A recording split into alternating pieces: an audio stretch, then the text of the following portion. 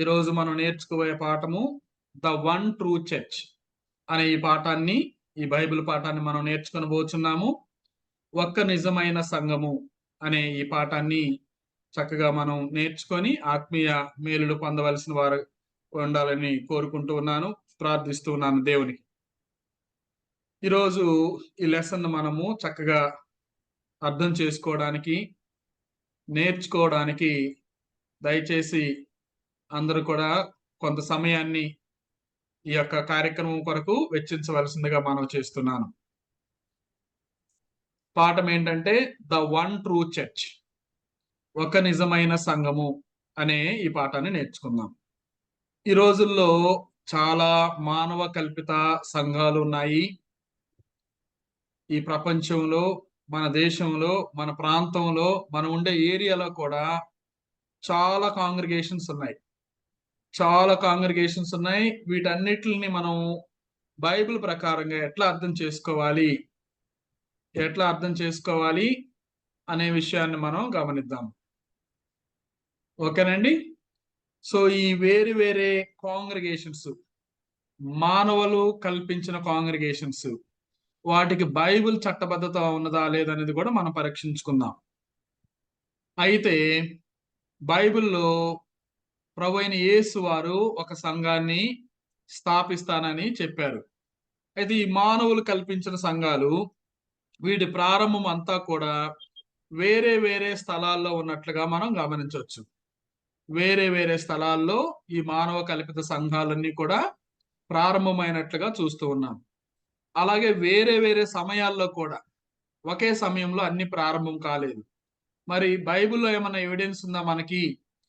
ఒక్కొక్క సంఘము ఒక్కొక్కసారి ప్రారంభం అవుతుంది, ఒక్కొక్క సంఘము ఒక్కొక్క కాలంలో లేదా ఒక్కొక్క ప్రాంతంలో ప్రారంభం అవుతుంది, ఫలానా వ్యక్తులు ప్రారంభిస్తారు, స్థాపిస్తారు, స్థిరపరుస్తారు అనేది ఏమన్నా రిఫరెన్స్లు ఉన్నాయా? లేకపోతే అలాంటి విషయాలు ఏమన్నా బైబిల్లో కానివ్వండి, ప్రభువైన యేసు వారి శిష్యుల ద్వారా కానివ్వండి, లేకపోతే అపోస్తుల ద్వారా కానివ్వండి, యేసు వారి శిష్యుల ద్వారా కానివ్వండి, సో మనకెక్కడన్నా రాయబడి ఉన్నదా బైబిల్లో అనేది కూడా మనం తెలుసుకోవచ్చు. సో ఈ యొక్క మానవ కల్పిత సంఘాలన్నీ కూడా వేరే వేరే స్థలాల్లో, వేరే వేరే సమయాల్లో ప్రారంభమైనట్లుగా మనం గమనించవచ్చు. ప్రతి ఒక్కరి యొక్క సంఘం పేరు కూడా వాళ్ళు డిఫరెంట్ గా ఉండేలాగా చూసుకుంటూ ఉన్నారు. ప్రతి ఒక్కరు ఎవరైతే మానవులు స్థాపిస్తున్నారో ఆ సంఘానికి, దాని పేరు కూడా వేరు వేరుగా ఉండేలాగా వారు ఆలోచన చేసి తమ సంఘాలకు వేరే వేరే పేర్లు, డిఫరెంట్ నేమ్స్ ఉండేటట్లుగా వారందరూ కూడా పేర్లు పెట్టడం జరిగింది. వారి ఆరాధన క్రమము కానివ్వండి, ఆరాధన అంతా కూడా మనం గమనించినట్లయితే వేరు వేరుగా ఉంటున్నట్లుగా మనం గమనిస్తూ ఉన్నాం. వారి ఆరాధన క్రమం కూడా వేరే. అలాగే ఒకరినొకరు కూడా వ్యతిరేకిస్తూ ఉంటారు. ఒక సంఘము వస్తుందంటే ఇంకొక సంఘము దానిలో నుంచి విభాగింపబడి, ఇదిగో వారిలో తప్పులున్నాయి, వాళ్ళ సిద్ధాంతాలు ఇవి, మా సిద్ధాంతాలు ఇవి అని వేరే వేరే సిద్ధాంతాలతో సంస్థల పరంగా వేరే వేరుగా వాళ్ళు వ్యతిరేకించుకుంటూ, వ్యక్తిగతంగా కాకపోయినా కానీ సిద్ధాంతాల పరంగా, తర్వాత వారి యొక్క ఆలోచనల పరంగా వాళ్ళందరూ కూడా వేరు వేరుగా ఉండి తమ సొంత సంఘాలను, మానవ కల్పిత సంఘాలను ప్రారంభించినట్లుగా చూస్తూ ఉన్నాం. అలాగే వారి సిద్ధాంతాలు కూడా ఒకరికొకరికి భిన్నంగా ఉంటాయి. ఎవరి సిద్ధాంతాన్ని వాళ్ళు బోధిస్తూ ఉంటారు. There different doctrines. అలాగే రక్షణ కొరకు కూడా మార్గాలను మనం ఆలోచించినట్లయితే ఒక్కొక్క సంఘం వారు ఒక్కొక్క రక్షణ మార్గాన్ని ఎంచుకుంటున్నట్లుగా కూడా మనం చూస్తూ ఉంటాం. అంత రక్షణ ప్రణాళిక బైబిల్లో ఉన్నట్లుగా కాకుండా ఒక్కొక్కళ్ళు వారికి అనుకూలంగా ఉన్నటువంటి పద్ధతులను అవలంబించి ఇదే రక్షణ మార్గము, ఇలాగ నడుచుకుంటే మీరు పరలోకానికి వెళ్తారు అని ఒక్కొక్కళ్ళు ఒక్కొక్కలాగా బోధిస్తున్నట్లుగా కూడా మనం గమనిస్తూ ఉన్నాం. మరి ఇది ఒక పెద్ద కన్ఫ్యూజన్. ఎవరికి ఇది పెద్ద కన్ఫ్యూజన్ అంటే, క్రొత్తగా క్రైస్తవులు కావాలి అనుకునే వారికి, అన్యుల నుండి క్రైస్తవ్యంలోనికి రావడానికి, అన్య మతాలలో నుండి క్రైస్తవ్యంలోనికి రావాలనుకునే వారికి ఇది ఒక పెద్ద కన్ఫ్యూజన్. అలాగే క్రైస్తవ్యంలోకి వచ్చిన వాళ్ళు, డిఫరెంట్ డినామినేషన్ లో ఉండే వాళ్ళకు కూడా కన్ఫ్యూజన్. ఎందుకు ఇన్ని సంఘాలు ఉన్నాయి? ఒక సంఘంలో వాళ్ళు వాళ్ళ దానికంటే ఇదే మాదే బెటరు, మేమే గొప్ప, మా సంఘమే గొప్ప, మా దాంట్లోనే ఎక్కువ మంది ఉంటారు, మా దాంట్లోనే బాగా ఆరాధన జరుగుతుంది, మా దగ్గరే పాస్టర్ గారు చాలా సీనియర్ మోస్ట్ పాస్టర్ ఉన్నాడు మా దగ్గర అని మానవులు రకరకాలుగా వాళ్ళు డివిజన్ అవటంతో పాటు ఎవరు కూడా ఇన్ని సంఘాలు ఎందుకు వస్తున్నాయి, దేవుడు ఏమన్నా కోరాడా ఈ విధంగా ఇన్ని సంఘాలు స్థాపిస్తానని? దేవుడు ఏమన్నా బైబిల్లో సూచించారా, లేకపోతే ఆజ్ఞాపించాడా? ఎవరిష్టం వచ్చినట్లు వాళ్ళు సంఘాలు పెట్టుకోవడానికి అవకాశం ఉన్నదా అనేది మనం గమనించవలసిన వారమై ఉన్నాము. అయితే కొందరు ఏమనుకుంటారంటే వేరే వేరే మార్గాల్లో మనం ప్రయాణం చేసినప్పటికీ కూడా మన గమ్యం ఒకటే అని భావిస్తూ ఉంటారు. అంతిమంగా మనం అందరం కూడా పరలోకానికి వెళ్ళాలి, కాకపోతే వేరే వేరే మార్గంలో నుండి మనం పరలోకానికి వెళ్తున్నాము, వేరే వేరే మార్గాల్లో నుండి మనము క్రీస్తు దగ్గరకు చేరుతున్నాము, దేవుని దగ్గరకు చేరుతాము, పరలోక రాజ్యంలోనికి, నిత్య జీవితంలోనికి అని కొంతమంది భావిస్తూ ఉంటారు. అంటే దేవుడు ఏదన్నా పరలోకానికి వెళ్ళడానికి ఏదన్నా మార్గం సూచించారా లేదనుకోకుండా వీళ్ళు మానవ కల్పించిన వాళ్ళు ఏమంటారంటే ఏ మార్గం అయితే ఏంటి వెళ్ళడానికి అని అంటుంటారు. కానీ దేవుడు ఆ విధంగా చెప్పాడా అనేది కూడా మనం ఆలోచించేయాలి. కొంతమంది ఏ చర్చికి వెళ్ళడం అనేది మన ఇష్టం అనుకుంటారు. అంటే వాళ్ళకి ఇష్టం వచ్చిన సంఘానికి వాళ్ళు వెళ్ళటం, దేనికి వెళ్తే ఏమి, అంతిమంగా మనకు కావాల్సింది ఏంటంటే అంతిమంగా మనకు కావాల్సింది ఏంటంటే పరలోకమే కాబట్టి దేవుడు ఎక్కడికి వెళ్ళినా ఏమనరు, ఎక్కడికైనా వెళ్ళొచ్చు అనే భావన, ఆలోచన మానవుల్లో కనిపించడం మనం గమనిస్తూ ఉంటాము కదండి. మరి దేవుడు ఈ చాయిస్ ఇచ్చాడా, ఎవరు ఏ చర్చికైనా వెళ్ళొచ్చు అనే చాయిస్ ఇచ్చాడా? బైబిల్లో అలాంటిది ఏమైనా మనకు అనిపిస్తుంది? మీ ఇష్టం, మీరు ఏ చర్చికైనా వెళ్ళండి, తప్పేం లేదు.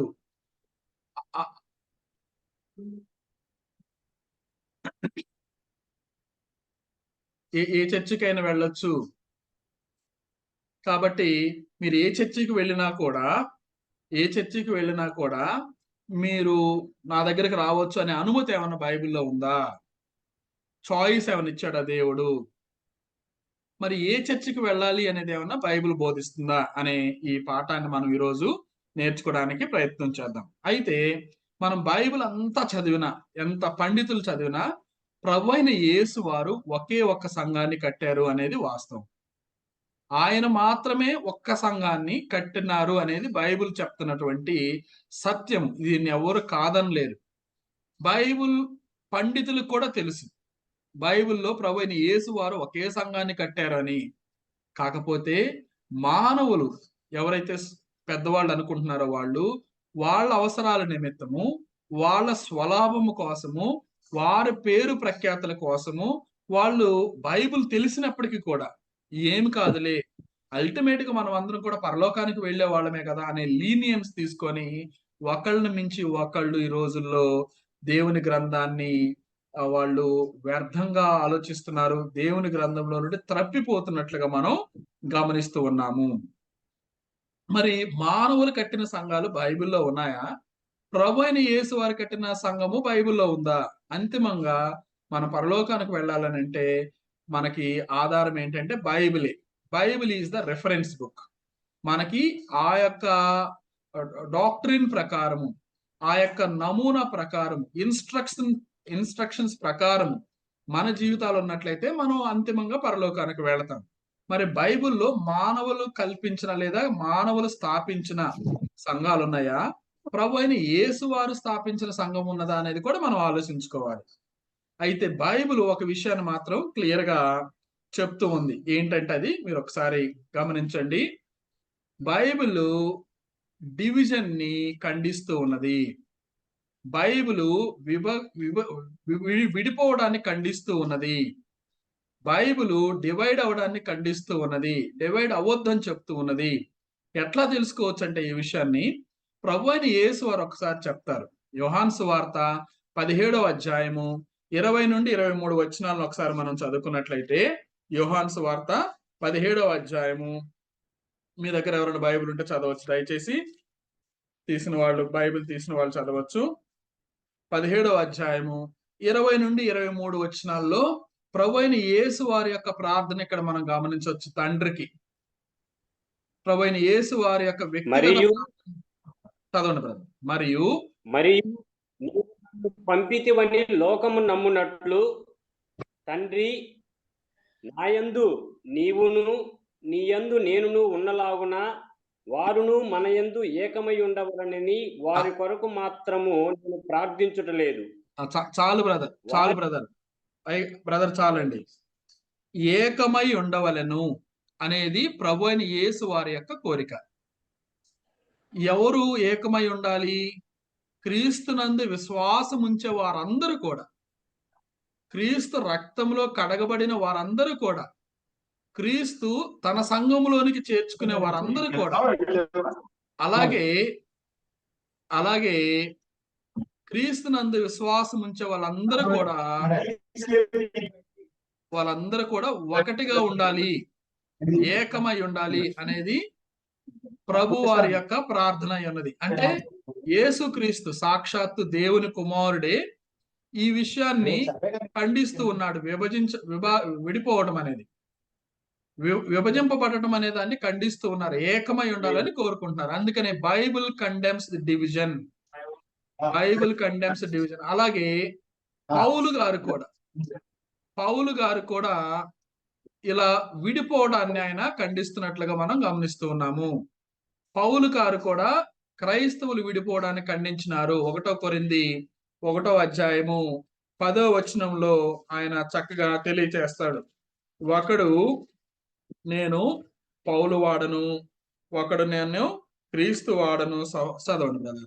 1 కొరింథీ 1వ అధ్యాయము 10వ వచనంలో, సహోదరులారా మీరందరూ ఏకభావముతో మాట్లాడవలననియు, కక్షలు లేక మీలో కక్షలు లేక ఏక మనస్సుతోను ఏక తాత్పర్యముతోను మీరు సన్నద్ధులై ఉండవలననియు మన యేసుక్రీస్తు పేరట మిమ్మల్ని ఏడుకొనుచున్నాను. చూసారా అండి, ఎందుకు ఇన్ని విభాగాలు వచ్చినాయండి? ఎందుకు ఇన్ని డివిజన్స్ వచ్చినాయి? ఇన్ని రావాల్సిన అవసరం ఏముంది అని ఆలోచిస్తే, పౌలు గారు 1వ శతాబ్దంలో చెప్పినట్లే, ఒకటి ఏక మనసు లేకపోవటం, బైబిల్ని రిఫరెన్స్ గా తీసుకోకపోవటం, వ్యక్తిగత ఆలోచనలను తీసుకొచ్చి సంఘంలో పెట్టడం. కాబట్టి మీరు ఏక మనసు లేకపోతే మీలో కక్షలు ఉన్నాయి అని అంటున్నారు పౌలు గారు. వాటి వలన ఇక్కడ డివిజన్ రావడానికి అవకాశం. వేటి వలన అంటే కక్షలు లేదా ఏక మనసు లేకపోవటం వల్ల. ఏక తాత్పర్యం ఎట్లా వస్తుంది? ఈ గ్రంథాన్ని బాగా అర్థం చేసుకుంటే ఒకే తాత్పర్యం వస్తుంది, ఒకే అర్థం వస్తుంది, ఒకే భావం వస్తుంది, భావన ఒకటే వస్తుంది. అందరూ ఒకలాగే ఆలోచిస్తారు. మన పాత నిబంధనలో చదివినట్లయితే, ధర్మశాస్త్రాన్ని చదివినప్పుడు ఇజ్రాయేలీలు ఒకేలాగా అర్థం చేసుకున్నట్లుగా, వారు ఏడ్చినట్లుగా, దేవునికి మేము వాళ్ళ క్షమాపణ అడిగినట్లుగా, అయ్యో దేవుడు ఇంత ఆలోచిస్తున్నాడా మా కొరకని వాళ్ళు ఆలోచించినట్లుగా మనం చూస్తున్నాం. వాళ్ళందరికీ ఒకేలాగా అర్థమైంది. కొన్ని లక్షల మంది ఒకేలాగా అర్థం చేసుకున్నారు. కానీ నేడైతే అందరూ ఏకతాత్పర్యం లేకుండా వాళ్ళ ఆలోచనకు తగ్గట్లుగా వాళ్ళు ముందుకు వెళ్తున్నట్లుగా, అందువల్ల ఇన్ని డివిజన్స్ వచ్చినాయి. బైబిల్ కండెమ్స్ డివిజన్ అనే ఈ యొక్క అంశంలో మనం ప్రభు అయిన యేసు వారు ఈ యొక్క డివిజన్ ని ఖండించడం చూసాము. అలాగే పౌలు గారు కూడా ఖండించడం చూసాం. ఎందుకంటే బైబిల్లో ఉన్నది ఒకే ఒక్క సంఘము. క్రీస్తు సంఘములన్నీ కూడా, ఇన్ని డివిజన్స్ ఉండకూడదు. క్రీస్తు సంఘములన్నీ కూడా మీకు వందనములు చెప్పుచున్నవి అని రోమా 16:16 మనకు కనిపిస్తుంది. రోమా 16:16 కనిపిస్తాయి. కాబట్టి ఇలా డివిజన్ అవటం అనే దాన్ని ప్రభువారు వ్యతిరేకిస్తూ ఉన్నారు, పౌలు గారు వ్యతిరేకిస్తూ ఉన్నారు. అంటే బైబిల్ కండెమ్స్ ద డివిజన్. కాబట్టి విభజింపబడకూడదు. అందరూ ఒకే తాత్పర్యంతోనూ ఒకే మనసుతోనూ ఏక మనసుతోనూ కక్షలు లేకుండా కలిసి ఉండాలి అనేది బైబిల్ యొక్క అర్థము, తాత్పర్యము. తర్వాత అండి, బైబిల్లో మనం చూసినట్లయితే ఒకే ఒక్క సంఘం ఉంటుంది, only one church.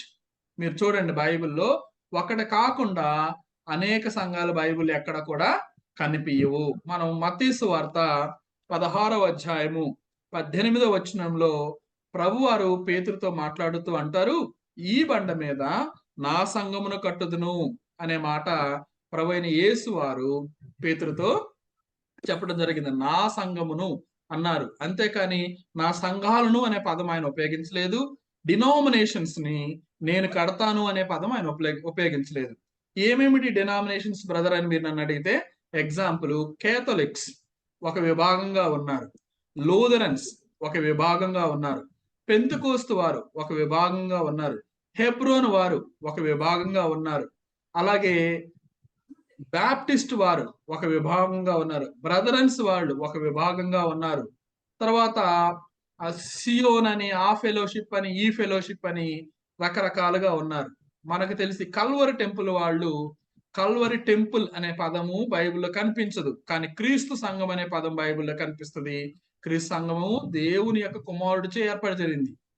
Calvary temple ఎవరితో ఏర్పాటు చేయబడిందంటే ఆయన పేరు సతీష్ కుమార్ గారు. ఎప్పుడు ఏర్పాటు చేయబడిందంటే ఇదిగో ఈ శతాబ్దంలోనే ఏర్పాటు చేయబడింది. కానీ బైబిల్ ఏం చెప్తుందంటే అంత్య దినాలలో ప్రభు అయిన యేసు వారు ఒక సంఘాన్ని కడతారని బైబిల్ చెప్తుంది. ఆయనే కట్టాలి, ఇంకెవరు కట్టకూడదని బైబిల్ చెప్తుంది. అందుకనే ఒకే ఒక్క సంఘము, ఆ సంఘం కొరకు మన యేసు ప్రభు వారు, దేవుని యొక్క ప్రియకుమారుడైన యేసు ప్రభు వారు ఆ సంఘం కొరకు తన ప్రాణాన్ని పెట్టినట్లుగా ఎఫెసీ 5:25 మనం చూడొచ్చు. ఆ వచ్చిన ఒకసారి చదవండి బ్రదర్. ఎఫెసీలకు పౌలు గారు తెలియజేస్తూ 5:25లో ఆయన ప్రభు అయిన యేసు వారు ఆ సంఘం కొరకు తన ప్రాణాన్ని పెట్టినట్లుగా మనం గమనించవచ్చు. పురుషులారా మీరును మీ భార్యలను ప్రేమించుడి, అటువలే కూడా సంఘమును ప్రేమించి అది కలంకమైనను ముడతైనను అట్టిది మరి ఏదైనను లేక పరిశుద్ధమైనది గాను నిర్దోషమైనది గాను మహిమగల సంఘము గాను ఆయన తన ఎదుట దాన్ని నిలవబెట్టుకునవలనని వాక్యముతో ఉదక స్నానము చేత దాన్ని పవిత్రపరచి పరిశుద్ధపరచుటకై దాని కొరకు తన్ను తాను అప్పగించుకొనెను. చూసారండి, ఆ సంఘము కొరకు ప్రభు అయిన యేసు వారు ప్రాణాన్ని పెట్టారు, తను అప్పగించుకున్నాడు. ఎంత వాల్యుబుల్ అండి. దేని కొరకు కాదు ఆయన ప్రాణం పెట్టింది, తన స్వరక్తం ఇచ్చి సంపాదించుకున్నాడు తన సంఘాన్ని ఆయన కదండి. సో అందుకనే ప్రభు వారు ఒక సంఘాన్ని, ఓన్లీ వన్ కాంగ్రిగేషన్ ఆయన కన్స్ట్రక్ట్ చేస్తారు, ఆయన కడతారు అని బైబిల్ చెప్తుంది. పౌలు గారు కూడా దాన్ని నొక్కి ఒక్కాణిస్తూ ఉన్నారు. యేసు ప్రభు అయిన యేసు వారు ఏ విధంగా అయితే సంఘాన్ని ప్రేమించి అది కళంకమైనను అంటే ఏంటి, ఎలాంటి తప్పు లేకుండా ఉండటము.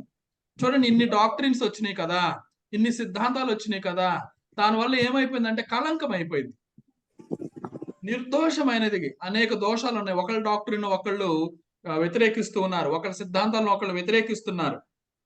మహిమగల సంఘముగాను తన ఎదుట దాన్ని నిలువ పెట్టుకోవాలని చూసారా, ఎంత పరిశుద్ధపరచబడి పరిశుద్ధంగా ప్రభు అయిన యేసు వారు ఆ సంఘాన్ని ఉండాలని కోరుకుంటే, మానవులు ఇదిగోండి రకరకాల సిద్ధాంతాలు, వీళ్ళందరి ఆలోచనలు ఎవరు కలిగి చేస్తున్నారంటే అపవాది అనేవాడు ఏదో ఒక ఆశ, ఏదో ఒకటి వాళ్ళు కల్పించి వారందరిని కూడా ఈడ్చుకొని పోతున్నట్లుగా మనం పరిశుద్ధ గ్రంథంలో నుండి చూడొచ్చు. అలాగే ఇదే ఎఫెసీ పత్రికలో 1వ అధ్యాయం మనం చదువుకున్నట్లయితే 1వ అధ్యాయము 22 నుంచి 23 వచనాలు చదువుకుందాం.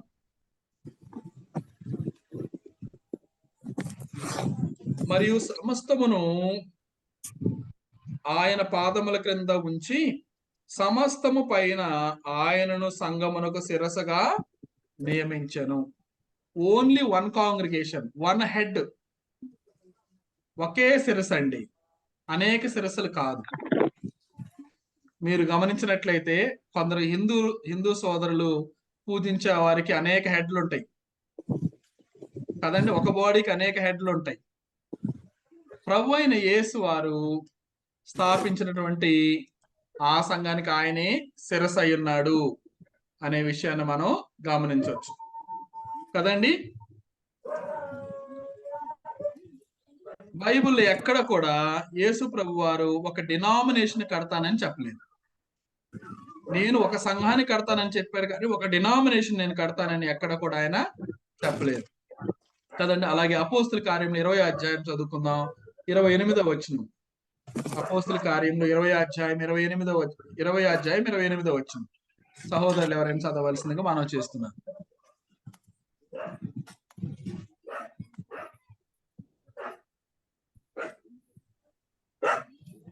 దేవుడు తన రక్తమిచ్చి సంపాదించిన తన సంఘమును కాయుటకు పరిశుద్ధాత్మ మిమ్మును దేనియందు అధ్యక్షులుగా ఉంచెనో ఆ యావత్తు మందను గూర్చియు మీ మట్టుకు మిమ్మును గూర్చి జాగ్రత్తగా ఉండుడి.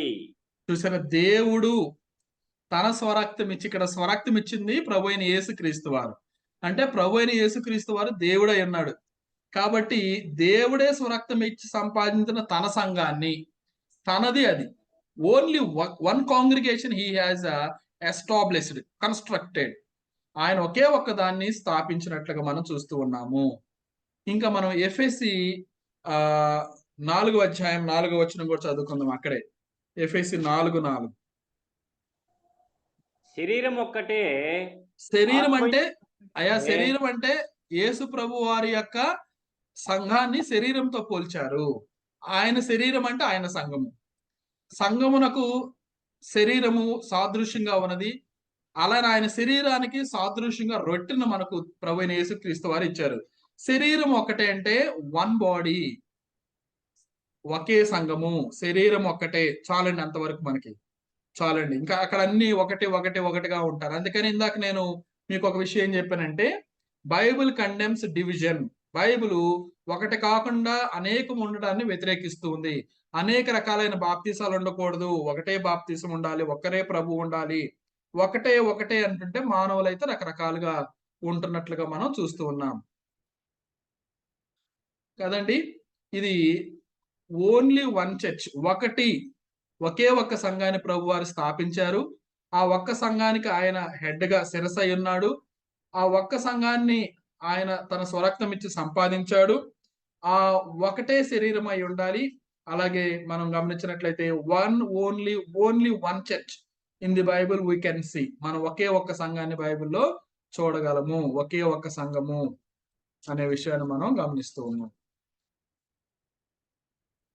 ప్రభు అయిన యేసు వారు తన స్వరక్తం ఇచ్చి ఆ సంఘాన్ని స్థాపించారు. కాబట్టి ఒకే ఒక్క సంఘం ఉండాలి. ఆ సంఘాన్ని ఆయనే రక్షిస్తాడు. ప్రభు అయిన యేసు వారే రక్షిస్తాడు. మన రక్షణ పొందాలి అని అంటే ఆయన శరీరంలో ఉండాలి. మనకు నిజమైన రక్షణ కావాలి అని అంటే ఆ యొక్క శరీరంలో ఉంటేనే నిజమైన రక్షణ దొరుకుతుంది. మానవులు కల్పించిన సంఘంలో రక్షణ మనకు దొరుకుతుందా? ఎందుకంటే తన శరీరాన్ని ఆయనే రక్షిస్తాడని ఎఫెసీ 5:25 మనం ఇంకొకసారి చదువుకుందాం. 5:25 ఇందాక మనం చదువుకున్నట్లయితే ఎట్లా ఉండాలనుకున్నాడంటే ఆయన శరీరాన్ని, ఆయన సంఘాన్ని ఆయన పవిత్రపరుచుకొని ఉన్నాడు. దాని కొరకు తన ప్రాణాన్ని పెట్టాడు.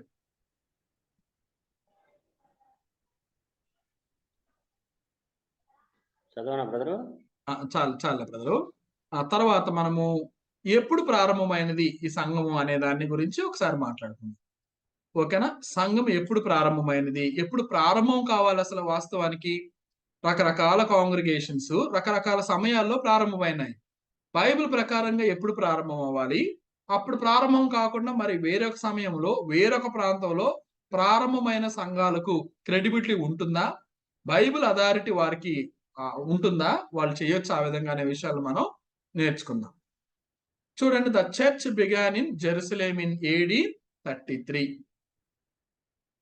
AD 33లో ఈ చర్చ్ ప్రారంభమైనట్లుగా మనం చూస్తూ ఉన్నాము. బైబిల్లో మనం గమనిస్తూ ఉంటాము. మత్తయి సువార్త 16వ అధ్యాయం 18వ వచనంలో ప్రభు వారు ప్రామిస్ చేశారు. ఏమనంటే, ఈ బండ మీద నా సంఘమును కట్టుదును అని ప్రభు వారు ప్రామిస్ చేశారు. అలాగే యెషయా గ్రంథము 2వ అధ్యాయము 2-3 వచనాల్లో కూడా ఈ సంఘం గురించి ప్రామిస్ మనకు అక్కడ కనిపిస్తుంది. ఒకసారి దయచేసి చదవండి. యెషయా గ్రంథము 2వ అధ్యాయము 2-3 వచనాలు. సోదరులు ఆంజనేయులు గారు చదవాల్సింది. చదువుతున్నా బ్రదర్. యెషయా గ్రంథము దినములలో పర్వతముల పైన యెహోవా మందిర పర్వతము పర్వత శిఖరం సిద్ధపరచబడి కొండల కంటే ఎత్తుగా ఎత్తబడును. ప్రవాహం వచ్చినట్టు సమస్త అన్యజనులు దానిలోనికి వచ్చెదరు. ఆ, కాలమున ఇంకా నుండి ధర్మశాస్త్రము యెరూషలేములో నుండి యెహోవా వాక్కు బయలుయెళ్ళును. జనములు గుంపులు గుంపులుగా వచ్చి యాకోబు దేవుని మందిరమునకు యెహోవా పర్వతమునకు మనం ఎల్లుదము రండి. ఆయన తన మార్గముల విషయమై మనకు బోధించును. మనము ఆయన త్రోవల్లో నడుతము అని చెప్పుకొందురు. చూసారండి ఎంత గొప్ప మాట అండి. ఇది ప్రాఫిట్ అండి. ప్రవక్తలు ముందుగానే దీని గురించి తెలియచేశారు. ఈ సంఘం ప్రారంభం గురించి ప్రవక్తలు ముందుగానే ప్రవచించారు. ఏంటంటున్నారు? అంత్య దినములలో, ఏ టైమో కూడా చెప్పారు. అంత్య దినములలో పర్వతముల పైన యెహోవా మందిర పర్వత శిఖరమున స్థిరపరచబడి కొండల కంటే ఎత్తుగా ఎత్తబడును. చూసారు ఎంత గొప్ప మాట ఇది. దీన్ని వర్ణించడానికి మనకు సమయం సరిపోదు, కానీ కొండల కంటే ఎత్తుగా ఇది ఉంటుంది. ప్రవాహం వచ్చినట్లు అన్ని జనులు దానిలోనికి వచ్చారా లేదండి బ్రదరు? ఏమండి? వచ్చారు. అన్మ్యూట్ చేసుకుని వచ్చారు. ఎప్పుడు వచ్చారండి? ప్రవాహం వల్ల ఎప్పుడు వచ్చారు? మొదటి శతాబ్దంలో బ్రదర్. పరిశుద్ధాత్మ వారిపైకి ఆవరించినప్పుడు పెంతెకోస్తు పేతురు పండుగ రోజు ఫస్ట్ మనం గమనించినట్లయితే మొట్టమొదటగా 3,500 మంది. ప్రవాహం కాదా? అవును బ్రదర్. పేతురు ప్రసంగిస్తుండగా పరిశుద్ధాత్మతో 3,000 మంది వచ్చారు. 3,000 మంది. ఇప్పుడు మనం ప్రసంగిస్తున్నాం, మనం బోధిస్తున్నాము. మనకు ఒకే రోజు 3,500 మంది బాప్తిసం పొందడానికి అవకాశం ఉందా? ఇప్పుడున్న సిచ్యువేషన్స్ లో ఏదైనా కాంగ్రిగేషన్ లో? లేదు బ్రదర్. లేదు. అప్పుడు మరి మన కాంగ్రిగేషన్ లో మనం మహా చేస్తే ఒకళ్ళకో ఇద్దరికో ముగ్గురికో ఇస్తాం. మరి 3,500 అనేది ప్రవాహమా కాదా? ప్రవాహం వలె మనం అక్కడ మనుషులు రావటాన్ని మనం గమనిస్తూ ఉన్నాము.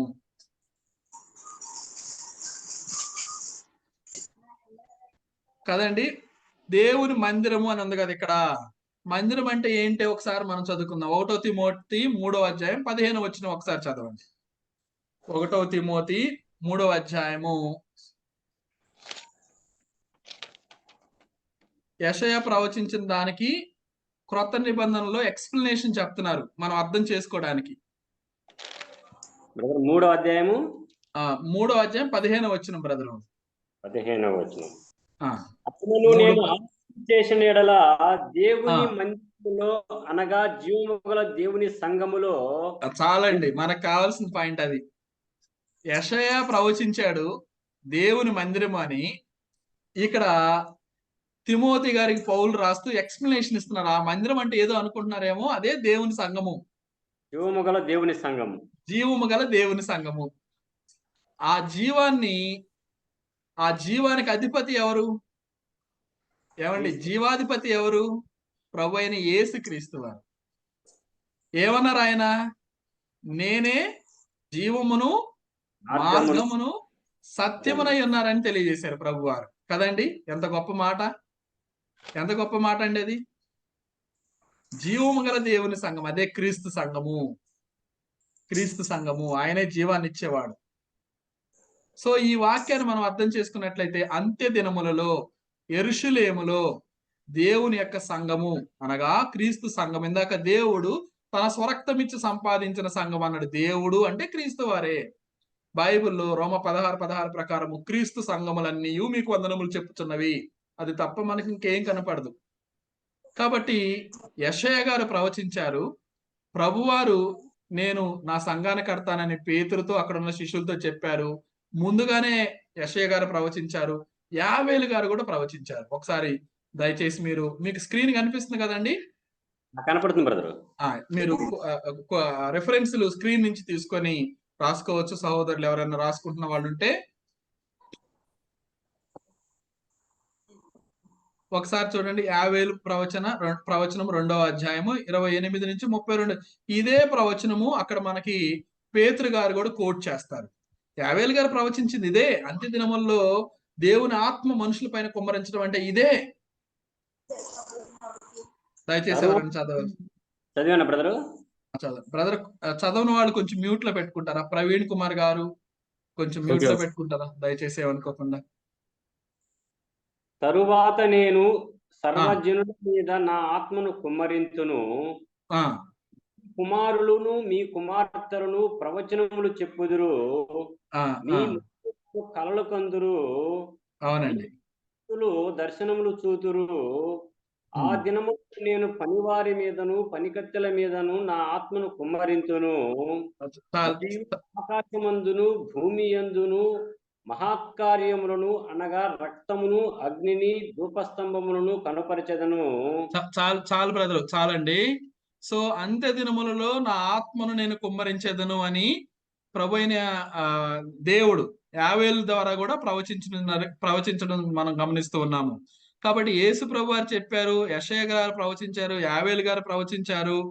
అలాగే అలాగే మనము ఈ విషయాలను యేసు ప్రభు వారు ఇదిగో ఆ ఆత్మ మీ మీదకి వస్తుంది, మీరు సిద్ధంగా ఉండండి, ఎక్కడికి వెళ్ళకండి, నేను చెప్పే వరకు కూడా మీరు యెరూషలేములోనే దేవాలయం దగ్గర ఉండండి, అక్కడే ఉండండి అని ప్రభువారు తన శిష్యులకు ఆజ్ఞాపించినట్లుగా అపోస్తుల కార్యములు 1వ అధ్యాయము 4-8 వచనాలు మనం 4-8 వచనాల మధ్యలో మనం చూడవచ్చు. చూడండి ఒకసారి. ప్రభువారు దానికి నెరవేర్పు జరగబోతుంది, మీరు ఎక్కడికి వెళ్ళొద్దు, ఇక్కడే ఉండండి అంటే అది ఆ గొప్ప మహత్కార్యము. సంఘం ప్రారంభం అవుతున్నప్పుడు ఆ జరిగే గొప్ప కార్యాన్ని ప్రభువారు వారందరిని సిద్ధపరుస్తూ ఉన్నారు. శిష్యుల్ని ఎక్కడికి వెళ్ళొద్దు, అక్కడే ఉండమంటూ ఉన్నారు. 1వ అధ్యాయం 4-8 వచనాలు మనం చూడొచ్చు ఆ విషయాలను. కనిపెట్టుకొని నుండి ఆయన వారిని కలుసుకొని ఇలాగ ఆజ్ఞాపించిన, మీరు యెరూషలేములో నుండి వెళ్ళక నా వలన విలిన తండ్రి యొక్క వాగ్దానం కొరకు కనిపెట్టుడి అని చెప్తూ 8 వచనాల వరకు, 8వ వచనంలో అయినను పరిశుద్ధాత్మ మీ మీదకి వచ్చును, అప్పుడు మీరు శక్తి నొందుదురు అని ప్రభువారు శిష్యులకు గైడ్ చేశారు. మీరు గమనించినట్లయితే మీరు గమనించినట్లయితే ఇక్కడ అపోస్తుల కార్యముల్లో ఒక మంచి విషయం దాగి ఉంటుంది. ఇక్కడ ప్రభువారు తన యొక్క ఆ రిజరెక్షన్ తర్వాత, ఆయన శిలువ మరణం పొందిన తర్వాత, ఆయన మరలా తిరిగి లేచిన తర్వాత 40 డేస్ ఈ భూమి మీద ఉండి చేసిన గొప్ప పని ఏంటో మీరు చూస్తే ఆశ్చర్యానికి లోనవుతారు. ఆయన 40 రోజులు ఈ భూమి మీద ఉండి ఏం చేశాడో తెలుసా? మీరు అక్కడ 4వ ఆ 3వ వచనం చదివినట్లయితే ప్రభు వారు 40 డేస్ ఈ భూమి మీద ఉండి ఏం చేశారంటే, ఆయన శ్రమ పడిన తర్వాత 40 దినముల వరకు వారికి అగపడుచు అనేక ప్రమాణాలను చూపి వారికి తన్ను తాను సజీవునిగా కనపరుచుకొనెను. ఏం బోధించారు ఆయన ఇక్కడ? ఏం బోధించారంటే ఇక్కడ చూపిస్తా ఉండండి. ఆ పైన మీరు చూడండి 3వ వచనంలో, ఆయన శ్రమ పడిన తర్వాత 40 దినముల వరకు వారికి అగపడుచు దేవుని రాజ్య విషయములను గూర్చి బోధించు. దేవుని రాజ్యము అంటే దేవుని సంఘము. దేవుని సంఘం అంటే క్రీస్తు సంఘము. క్రీస్తు సంఘంలో ఉంటే కలిగే గొప్ప ఆశీర్వాదాలను ఆయన బోధించినట్లుగా, వివరించినట్లుగా, ప్రమాణాలు చూపించినట్లుగా ఆ అద్భుతమైన ఘట్టాన్ని మానవులకు వర్ణిస్తున్నప్పుడు అవన్నీ కూడా 40 దినాలు ఉండి వారికి అనేక మందికి ఆయన బోధించినట్లుగా ఆ సంఘము గురించి, దేవుని రాజ్యము గురించి ప్రమాణాలు చూపించి బోధించారు. అప్పుడు ఈ శిష్యులు వీళ్ళందరూ కూడా లేచి అంత గొప్ప భాగ్యాన్ని మేము దక్కించుకోవాలి అన్న ఉద్దేశంతో పేతురు ప్రభువారు మోటివేషన్ చేశారు. ఆ రాజ్యం గురించి చెప్పాడు. 40 దినాలు వాళ్ళకి అగపడుతూ అనేక విషయాల రాజ్యం గురించి చెప్పినప్పుడు పేతురు గారు చాలా చాలా ఉద్రేకంతో, ఆనందంతో ఎలా అయినా సరే ఆ రాజ్యం గురించి నేను చెప్పాలి అన్న ఉద్దేశంతో ఆ 11 మందితో కూడా కలిసి ఆత్మావేశముతోటి, పరిశుద్ధాత్మని యొక్క ఆ యొక్క కుమ్మరింపుతోటి ఆయన లేచి క్రీస్తుని గురించి బోధించాడు, సువార్తను బోధించాడు, క్రీస్తు మరణ సమాధి పునరుద్ధానం గురించి బోధించాడు. ఆయన ఇంక వేరేదేం చెప్పలేదు, ఇంకా క్రీస్తు గురించి చెప్పాడు. అప్పుడు వారు హృదయాలు పొడవబడినట్లుగా మనం చూస్తూ ఉన్నాము. కాబట్టి ప్రియమైన సహోదరి సహోదరులారా, ఈ గొప్ప సంఘ ప్రారంభంలో ఎప్పుడు ప్రారంభమైందంటే 33 ADలో ప్రారంభమైనది. సో ఇద్దరు ప్రవచించారు. ఇక్కడ మనం ఇంకా అనేక విషయాలు చూడొచ్చు. ఇక్కడ ఆ ప్రవచనాలకు నెరవేర్పు ప్రభు వారు వారిని సిద్ధపరచడం చూస్తూ ఉన్నాము. అలాగే పరిశుద్ధాత్మ వారి మీదకి వచ్చినప్పుడు పెంతెకొస్తు పండుగ రోజు ఈ యొక్క సంఘ ప్రారంభమైనట్లుగా మనం చూస్తూ ఉన్నాం. అందుకనే పేతురు గారు కూడా యావేలు చెప్పింది ఇదే నెరవేర్పు అని ప్రకటించడం మొదలు పెట్టాడు. ఆయన క్రీస్తు సువార్తను వారికి బోధించాడు. అప్పుడేం జరిగిందంటే వారు విన్నారు, విశ్వసించారు, మారు మనసు పొందారు. తర్వాత వారు బాప్తీసం పొందినట్లుగా మనకి 2వ అధ్యాయము 36 నుండి ఆ విషయాలను మనం చూడొచ్చు. 36 నుండి ఆ విషయాలు చూడొచ్చు. తర్వాత ఏం జరిగింది? ఎవరైతే క్రీస్తు యొక్క బోధన సువార్తను విన్నారో వారందరూ కూడా, అంగీకరించిన వారందరూ కూడా, బాప్తిసం పొందిన వారందరిని కూడా ఎవరు సంఘంలోనికి చేరుస్తారంటే ఆ ప్రభువే తన సంఘంలోనికి వారిని చేర్చినట్లుగా అపోస్తుల కార్యములు 2వ అధ్యాయము చివరి వచనంలో మనం చూడొచ్చు. రక్షణ పొందుతున్న వారిని ప్రభువు అనుదినము సంఘంలోనికి చేర్చుతున్నట్లుగా మనం చూడొచ్చు. తెలుగు బైబిల్ అయితే వారిని రక్షణ పొందుతున్న వారు అనుదినము వారితో చేరుస్తున్నట్లుగా ఉంటుంది. ఇంగ్లీష్ బైబిల్ అయితే day by day those who are being saved they are added to the church అని ఉంటుంది ఇంగ్లీష్ బైబిల్లో. గ్రీక్ తర్జుమాలో కూడా సంఘంలోనికి చేర్చినట్లుగా మనకు కనిపిస్తూ ఉంటుంది. సో ఏం దాని ఉద్దేశం అంటే ప్రభువే ఆ సంఘంలోనికి చేర్చాలి మానవుల్ని. ఎవరైతే నమ్మి బాప్తిసం పొందుతారో క్రీస్తు యొక్క సువార్తను, వారిని ప్రభువే తన సంఘంలోనికి చేరుస్తాడనే విషయాన్ని మనం గమనిస్తూ ఉన్నాం. మరి ఈ సంఘానికి శిరస్సు ఎవరు అనే విషయాల గురించి నేను ఇంకా చాలా చెప్పడానికి అవకాశం ఉంది, కానీ బ్రీఫ్ గా కొన్ని విషయాలు మీకు చెప్తాను. కొన్ని విషయాలు చెప్తాను. ప్రభువే శిరస్సు ఆ సంఘమునకు అనే విషయాన్ని మనం గమనిద్దాం. Next lesson, Jesus is the head. ప్రభు అయిన యేసు వారు ఆ యొక్క సంఘానికి శిరస్సు అయి ఉన్నాడు అనే విషయాన్ని మనం గమనించాలి. హెడ్, కొలసి 1:18 చదువుకుందాం. కొలసీలకు రాసిన పత్రిక 1వ అధ్యాయము 18వ వచనం. సంఘము అను శరీరమునకు ఆయనే శిరస్సు. చూసారండి? అవును బ్రదర్. సంఘమను శరీరమునకు ఆయనే శిరస్సు. హెడ్ ఎవరంటే ప్రభు అయిన యేసుక్రీస్తు వారు. మరి మానవులు స్థాపించిన సంఘానికి హెడ్ ఎవరు ఉండాలి? ఇప్పుడు మరి ఎవరు స్థాపిస్తారో వారే హెడ్ అయి ఉండాలి. క్రీస్తు వారు స్థాపించిన సంఘానికి ఆయనే హెడ్ కదండి. బైబిల్లో ఎక్కడ కూడా మానవులు స్థాపించిన సంఘానికి ఆ స్థాపించిన వ్యక్తి హెడ్ అయి ఉన్నట్లుగా మనకు కనపడదు.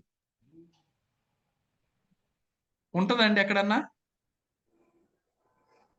మానవులు కల్పించిన సంఘాలకు ఎవరన్నా ఒకవేళ మనకి ఎక్కడ కనపడదు బైబిల్లో మానవుడు పర్టికులర్ గా ఒక పర్సన్ ఈ సంఘాన్ని స్థాపించినట్లుగా మనకు కనపడదు. క్రీస్తే సంఘాన్ని స్థాపించాలి. అందుకనే ప్రభువారు అంత్యదినముల్లో ఆయన తన సంఘాన్ని యెరూషలేములో ప్రారంభించారు. ఆయన తప్ప ఇంక వేరే వాళ్ళు ఎవరు ప్రారంభించలేదు. ఆ ప్రారంభించినటువంటి సంఘాన్ని నిర్మించడానికి అపోస్తులందరూ కూడా పనిచేశారు. పౌలు గారు పనిచేశాడు. వారికి వాక్యం బోధించి ప్రభువారు స్థాపించిన సంఘంలోనికి మనుషులను ఆయన రప్పించడానికి వాక్యం బోధించినట్లుగా మనం గమనిస్తూ ఉన్నాం. కాబట్టి బైబిల్ ఎక్కడ కూడా మానవుడు సంఘమునకు శిరస్సు అయినట్లుగా మనకు కనపడదు. చదవలేము, బైబిల్ ఎక్కడ కనపడదు మనకి.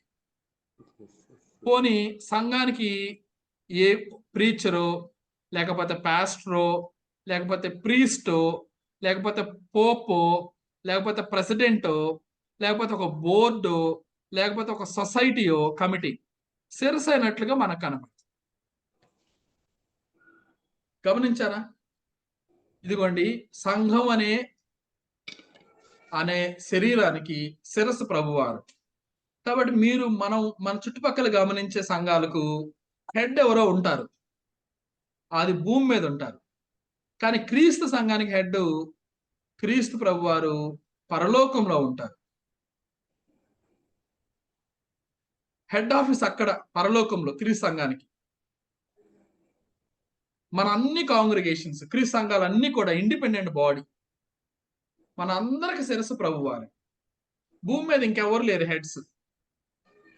భూమి మీద ఏ మానవుడు, లేదంటే ఏ సొసైటీనో, లేకపోతే ఏ ప్రీస్టో, ఏ పోపో, ఇంకా ఎవడు కూడా క్రీస్తు సంఘానికి హెడ్ కాదు. కానీ డినామినేషన్స్ కి, మానవులు కల్పించిన సంఘాలకు హెడ్ క్వార్టర్ ఉంటుంది భూమి మీద. ఏదో ఒకడు ఉంటాడు హెడ్. ఉదాహరణకు మనం గమనించినట్లయితే క్యాథలిక్స్ చర్చెస్ సంబంధించినట్లయితే చూస్తే ఆ క్యాథలిక్ చర్చికి హెడ్ పోప్ అని పిలుస్తుంటారు ఆయన్ని. పోప్ అని పిలుస్తూ ఉంటారు. ఆయనకు ఒక హెడ్ క్వార్టర్ ఉంటుంది, భూమి మీదే ఉంటాడు ఆయన. కానీ క్రీస్తు సంఘాలకు హెడ్ క్వార్టరు భూమి మీద కాదు, హెడ్ దాన్ని స్థాపించిన వ్యక్తే హెడ్ అయి ఉన్నాడు దానికి. ఆ గొప్ప భాగ్యం చూడండి. క్రీస్తే ఆ సంఘానికి శిరస్సు. మానవులు కల్పించిన వాటికి ఎక్కడ కూడా మనకి బైబిల్లో ఎవరైనా స్థాపిస్తే, ఒక పాస్టరో లేకపోతే ప్రీస్టో లేకపోతే పోపో ప్రెసిడెంటో బోర్డు మెంబరో ఎవరో ఒకళ్ళు ఒక సంఘాన్ని స్థాపించి దానికి హెడ్ అయినట్లుగా, దానికి హెడ్ గా ఉన్నట్లుగా బైబిల్ ఎక్కడ కనపడదు మనకి. ఇది గమనించండి. పేతురు కానివ్వండి, పౌలు గారు కానివ్వండి, యోహాను గారు కానివ్వండి, వారు అనేక సంఘాల్లోకి వెళ్ళి బోధించారు. అనేక సంఘాలను క్రీస్తు నామంలో స్థాపించారు. వాక్యం చెప్పి వారిని ఎవరైతే ఆ వాక్యం మంది విశ్వాసం ఉంచారో వారందరిని ఒకటిగా కూర్చోబెట్టారు, ఒక చోట కూడుకునే ప్రదేశంగా ఉంచారు దాన్ని. కానీ ఆ సంఘానికి హెడ్గా ఎవరు ఉంచారంటే వారందరూ కూడా ప్రభు అయిన యేసు వారిని హెడ్గా ఉంచారు తప్ప ఏ మానవుడు కూడా ఆ సంఘానికి హెడ్గా ఉన్నట్లుగా మనకు బైబిల్లో కనపడదు. కానీ ఇక్కడైతే ప్రతి డినామినేషన్స్ కి ఒక హెడ్ ఉంటాడు, వాళ్ళకు ఒక హెడ్ క్వార్టర్ ఉంటుంది. ఇది బైబిల్కి వ్యతిరేకమైనది. బైబిల్కి వ్యతిరేకమైనది. ఆలోచించండి మిత్రులారా, ఆలోచించండి. కాబట్టి ఒకే ఒక్క నిజమైన సంఘానికి హెడ్ క్వార్టర్ ఎక్కడుంది? క్రీస్తు సంఘానికి హెడ్ క్వార్టర్ ఎక్కడ ఉంటుందండి? యెరూషలేములో ఉంటుందా? Where is the headquarter for the church of Christ? పరలోకం సార్. పరలోకమే హెడ్ క్వార్టర్. ఎక్సలెంట్ అండి. హెడ్ ఎక్కడుంటే అక్కడే హెడ్ క్వార్టర్ అండి. బ్రదర్ వింటున్నారా? వింటున్నాం బ్రదర్. వింటున్నారు. ఇంకా ఎవరైనా సోదరులు ఉంటే మీరు స్పందించవచ్చు. మన చుట్టుపక్కల ఉండే సంఘాలకు, మానవులు కల్పించిన సంఘాలకు హెడ్ క్వార్టర్ భూమి మీద ఉంటుంది హెడ్ క్వార్టర్. దానికి ఒక హెడ్ కూడా ఉంటాడు. మనకెవరు హెడ్ లేదు, మన ప్రభువారే హెడ్. క్రీస్తు సంఘాలకు హెడ్ ప్రభువారే. మొన్న ఒక సహోదరుడు అడిగాడు బ్రదర్, మీ క్రీస్తు సంఘానికి హెడ్ ఎవరని. అడిగితే మా క్రీస్తు సంఘానికి హెడ్ క్రీస్తేనండి, వేరే వాళ్ళు లోక సంబంధమైన వాళ్ళు ఎవరు ఉండరు లోకంలో, ఎవరు ఉండరు, ఇండిపెండెంట్ బాడీ మంది. అవును బ్రదర్, చెప్పాము. ఎస్, మంచి మాట చెప్పారు. హెడ్ క్వార్టర్ పరలోకము, హెడ్ ఎక్కడుంటే హెడ్ క్వార్టర్ అక్కడే అని చెప్పేసి. అవునవును బ్రదర్. మిగతా డినామినేషన్ అందరికి హెడ్ క్వార్టర్ ఉంటుంది. వాళ్ళకుంటారు బ్రదర్. అవునండి, అవును బ్రదర్.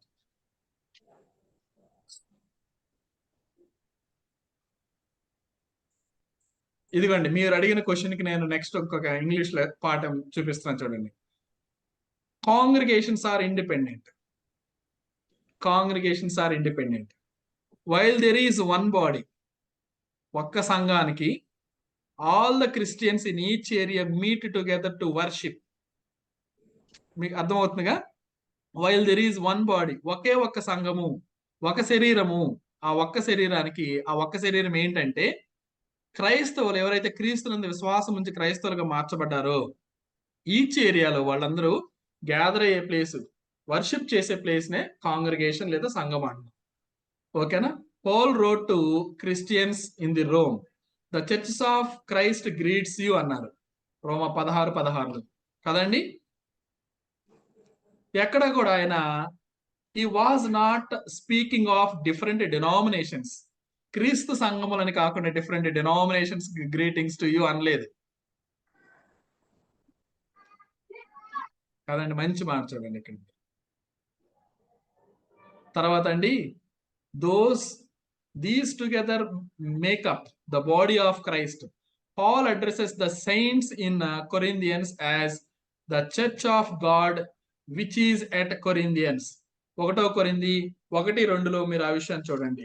కొరింథీలో ఉన్న సంఘానికి ఆయన మాట్లాడుతూ, కొరింథీలో ఉన్న పరిశుద్ధులందరికీ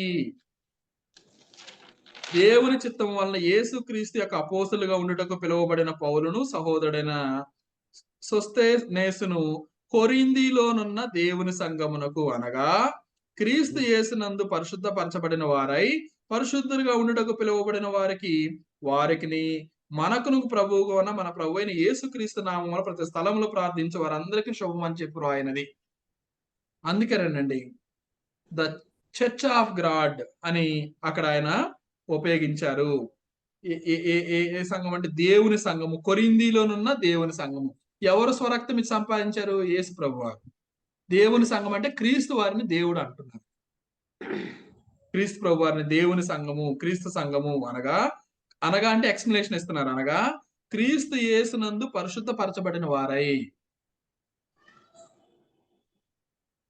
ఇంకా మీరు చూడండి, అపోస్తుల కార్యములు 20వ అధ్యాయం 17వ వచనం కూడా ఒకసారి చదువుకుందాం.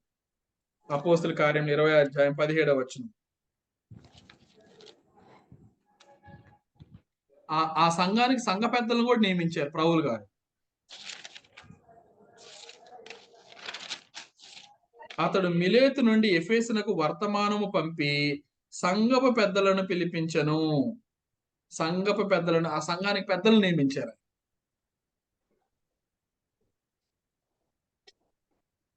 He spoke of the churches of Galatians 1-2 కూడా చూడండి మీరు. గలతీ 1వ అధ్యాయం 2వ వచనం.